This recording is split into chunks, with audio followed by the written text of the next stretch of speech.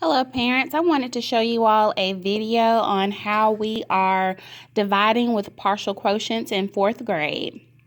All right, so as you can see, we have 1064 and we're trying to divide it by 5. We have a 1-digit divisor. We call this number on the outside the divisor. The number on the inside is called the dividend.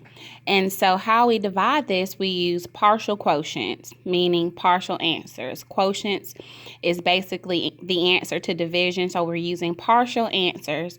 I always tell the students we don't know how many times 5 can go into this big number 1064, so we're going to use partial quotients, partial answers, numbers or friendly numbers that we know or we can use to divide this number by.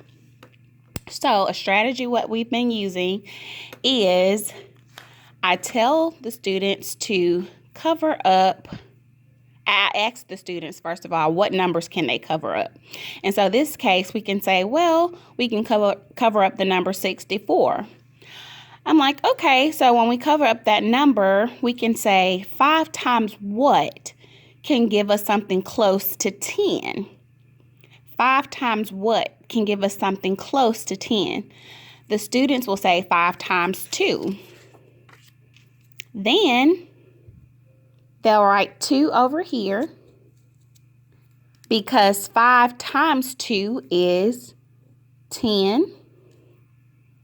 So we're not multiplying 5 times 2, but we're multiplying 5 times 200. How do we know that's 200? Well, I have to fill in 2 zeros here.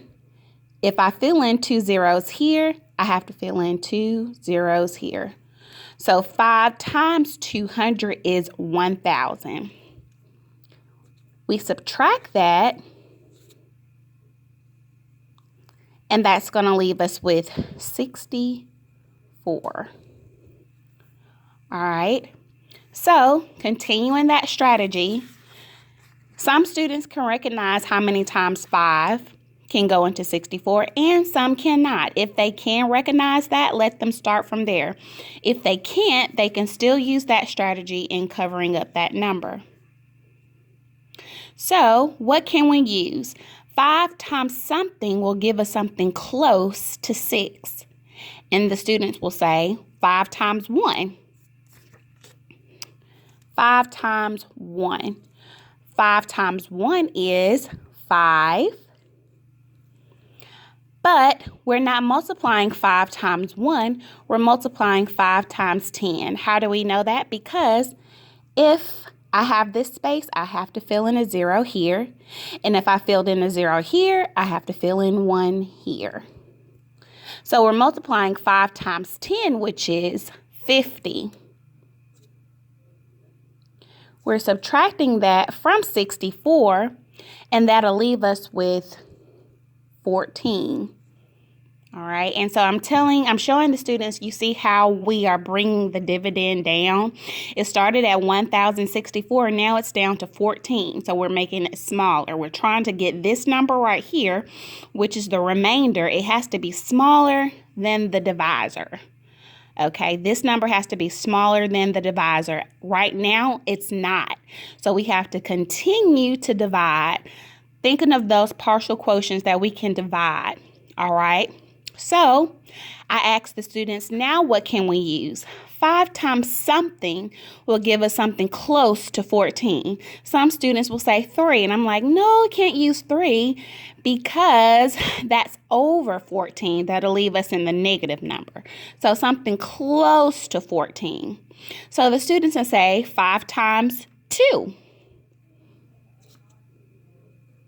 5 times 2 is 10.